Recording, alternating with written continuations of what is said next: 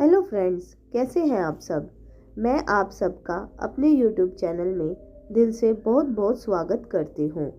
दोस्तों, आज मैं आपको लियो टोल्स्टॉय की एक बहुत ही फेमस कहानी समझदार जज सुनाने जा रही हूँ। तो चलिए स्टार्ट करते हैं। बहुत पहले की बात है। अफ्रीका में एक देश है अल्जीरिया। बाउकास वहाँ के राजा थे।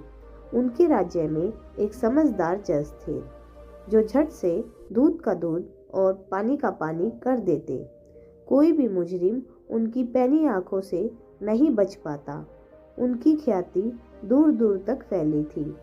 एक दिन राजा ने भेष बदलकर खुद जज की परीक्षा लेने की सोची। वो घोड़े पर सवार होकर जज के शहर की ओर चले। शहर के मुख्य दरवाजे पर उन्हें एक अपंग भिखारी दिखा। राजा ने उसे कुछ पैसे दिए। भिखारी ने राजा से विनती की, मैं चल नहीं सकता, कृपया मुझे अगले चौक तक छोड़ दे। राजा ने भिखारी को घोड़े पर बैठाया। शहर के चौक पर पहुंचने के बाद राजा ने भिखारी से उतरने को कहा। तुम उतरो, यह घोड़ा तो मेरा है, भिखारी ने दावा किया। देखते देखते वहां पर लोगों की भीड़ इकट्ठा हो गई। घोड़ा किसका है इसका निर्णय जज साहब ही करेंगे, लोगों ने कहा। राजा और भिखारी जज के पास गए। कचहरी में काफी भीड़ जमा थी। जज लोगों को बारी बारी से बुला रहे थे। सबसे पहले जज ने एक लेखक और किसान को बुलाया। उनके साथ एक महिला भी थी। लेखक और किसान दोनों उस महिला के अपनी पत्नी होने का दावा कर रहे थे। जज ने दोनों पक्षों की दलीलें सुनकर कहा, महिला को आज यही छोड़ दो और कल आओ। उसके बाद जज के सामने एक कसाई और तेली की पेशी हुई। कसाई के कपड़ों पर खून के छींटे पड़े थे और तेली के हाथ तेल से सने थे। कसाई के हाथों में पैसों की एक थैली थी। दोनों पक्ष उस थैली को अपना बता रहे थे। जज ने कुछ देर सोचकर कहा, पैसों की थैली यही छोड़ दो और कल आओ। अंत में जज ने राजा और भिखारी की दलीलें सुनी। दोनों पक्ष घोड़े पर अपना अपना दावा पेश कर रहे थे। जज ने कुछ देर सोचा और कहा, घोड़े को यहीं छोड़ दो और कल आओ। जज के निर्णय को सुनने के लिए अगले दिन कचहरी में लोगों का बड़ा जुनून जमा हुआ। सबसे पहले लेखक और किसान की बारी आई। यह महिला आपकी पत्नी है, आप उन्हें ले जा सकते हो, जज ने लेखक से कहा। साथ में उन्होंने किसान को 50 कोड़े लगाने का हुक्म भी दिया।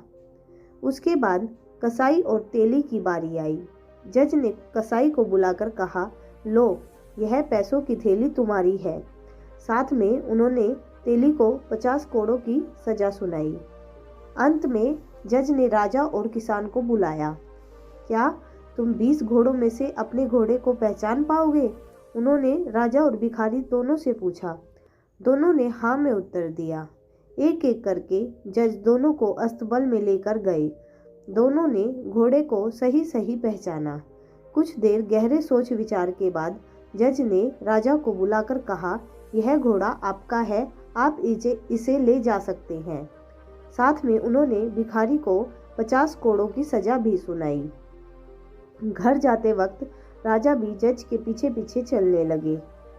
राजा को देखकर जज ने पूछा, क्या आप मेरे निर्णय से असंतुष्ट हैं? जनाब, मैं बिल्कुल संतुष्ट हूँ, पर यह जानना चाहता हूँ कि आप इन निर्णयों पर कैसे पहुँचे। काफ़ी आसान था, जज साहब ने मुस्कुराते हुए बोले। सुबह सुबह मैंने महिला से दवात में स्याही भरने को कहा। महिला ने इस काम को बड़े करीने से अंजाम दिया। इससे मुझे लगा कि वो लेखक की ही पत्नी होगी। जहाँ तक पैसों की थैली की बात है, मैंने सोते वक्त सिक्कों को एक पानी के बर्तन में डाल दिया। सुबह देखा तो पानी में कोई तेल नहीं दिखा। अगर तेली के पैसे होते तो पानी पर जरूर कुछ तेल तैरता। इससे लगा कि पैसे कसाई के होंगे। घोड़े का मामला जरूर कुछ पेचीदा था। मैं आप दोनों को अस्तबल में घोड़े की पहचान करने नहीं ले गया था। दरअसल मैं देखना चाहता था कि घोड़ा आपको पहचानता है या नहीं। जब आप घोड़े के पास गए तो घोड़े ने अपना सिर हिलाया और गर्दन आपकी ओर घुमाई, पर भिखारी को देखकर घोड़े ने अपनी एक टांग ऊपर उठाई। इससे मुझे स्पष्ट हुआ कि आप ही घोड़े के सही मालिक होंगे। फिर राजा ने जज से कहा, मैं राजा बाउकोस हूँ। मैंने आपके इंसाफ की बहुत तारीफ सुनी थी। मैं उसी की पुष्टि के लिए यहाँ आया था। आप वाकई एक काबिल न्यायाधीश हैं। आप मुझसे जो पुरस्कार मांगेंगे वो आपको मिलेगा। मुझे कोई इनाम नहीं चाहिए, जज ने नम्रतापूर्वक कहा। राजा की प्रशंसा ही मेरे लिए सबसे बड़ा तोहफा है। दोस्तों, आपको ये हमारी कहानी कैसी लगी आप कमेंट करके हमें ज़रूर बताइएगा और अपने दोस्तों के साथ भी शेयर कीजिएगा। दोस्तों, अभी हम आपको नेक्स्ट वीडियो में मिलेंगे। तब तक के लिए बाय।